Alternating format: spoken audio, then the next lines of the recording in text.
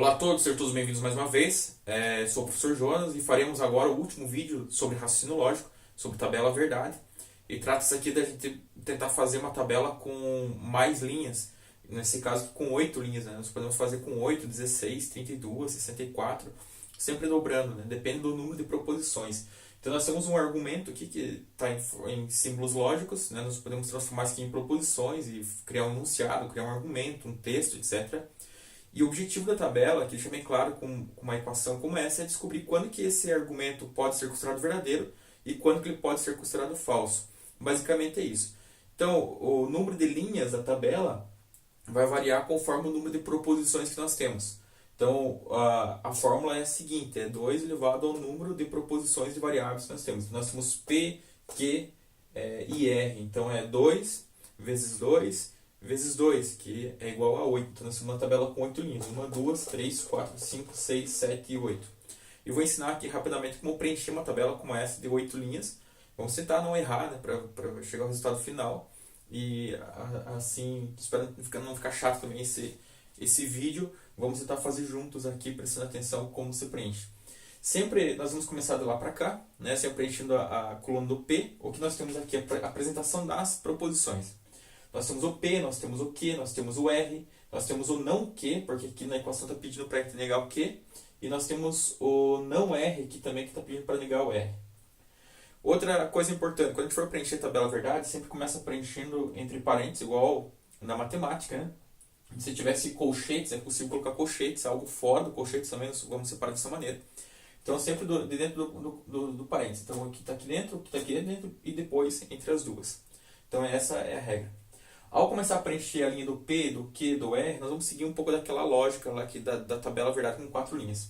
Nós vamos sempre preencher a metade da primeira coluna, metade verdadeira e metade falso. Vai ficar assim, V, V, V e V, F, F, F e F. Na segunda, no caso do Q, nós vamos intercalar 2 Vs e 2 Fs. Se tivesse 16 linhas, essa tabela, nós iríamos preencher essa primeira parte com 8 Vs e 8 Fs, depois 4V, 4F, depois 2V, 2F, 1F, 1V e 1F. No caso são 8, então serão 4 Vs e 4 Fs. Aqui serão 2 Vs e 2 Fs.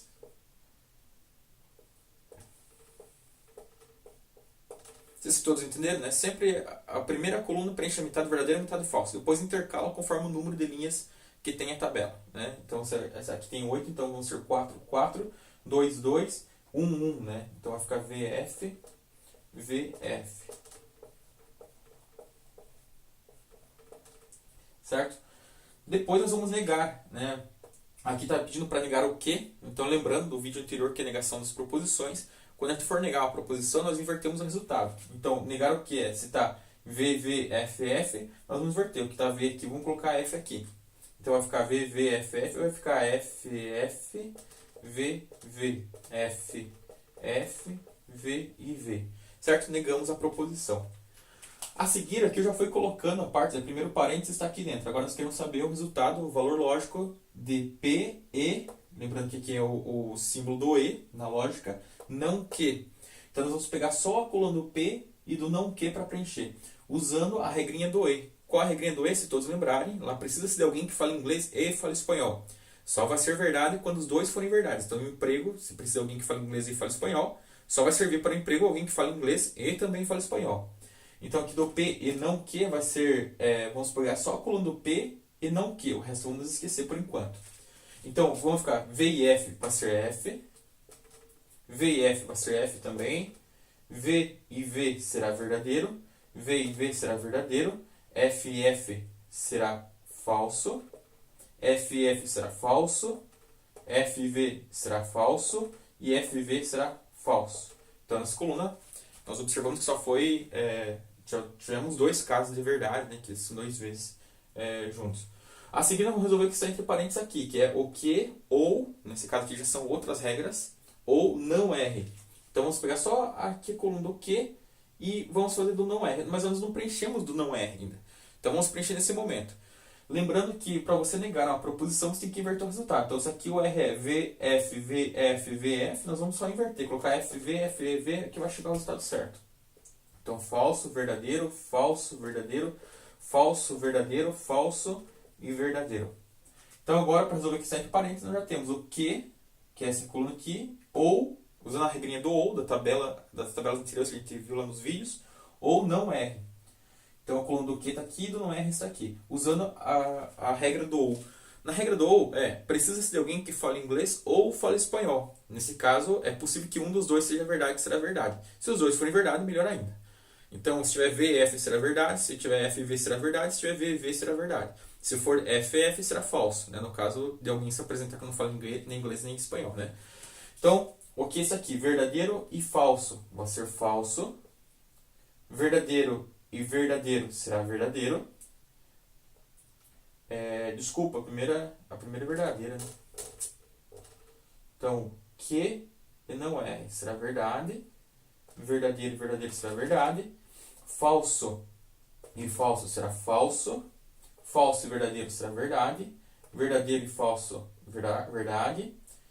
Verdadeiro e verdadeiro será verdade. Falso e falso será falso.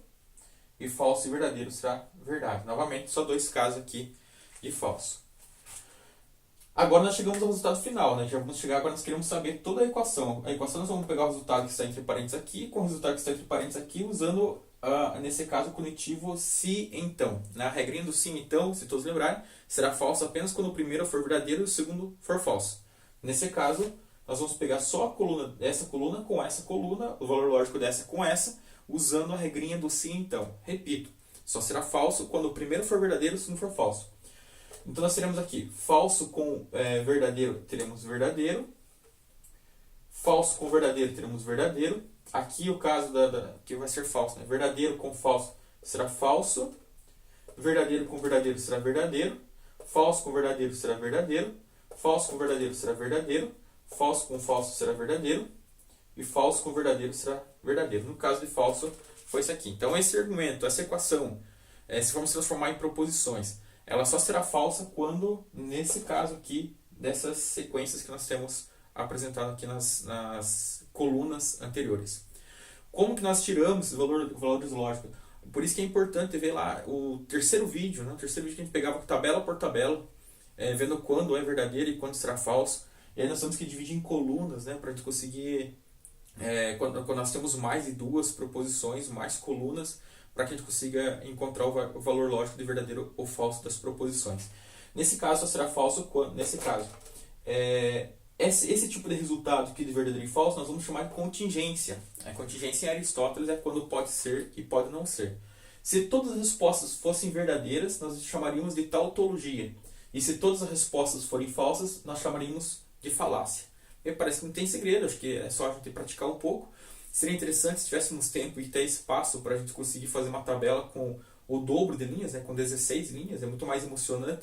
Com 32 é mais emocionante ainda, então até mesmo com 64 linhas, que seria super emocionante, mas quebraríamos a cabeça aqui para conseguir fazer isso. No entanto, é importante praticar sempre, isso que vai contribuir muito, até para a gente conseguir compreender quando que um argumento pode ser considerado verdadeiro e quando não pode ser considerado verdadeiro, certo? Um abraço a todos, obrigado por ter assistido e até a próxima.